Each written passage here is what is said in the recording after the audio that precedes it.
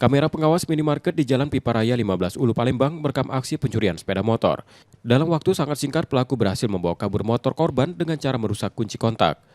Korban diketahui bernama Rika Ramahdani, seorang ibu rumah tangga, warga Jalan Srijaya Negara Ilirbar 1 Palembang.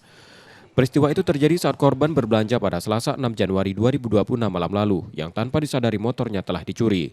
Korban baru mengetahui kejadian tersebut ketika hendak pulang dan mendapati motornya sudah tidak berada di lokasi parkir. Kehilangan motor Di mana yuk? di Alfamart, Di parkirannya? ya, di parkiran Alfamart. Itu waktu itu kita sedang apa yuk?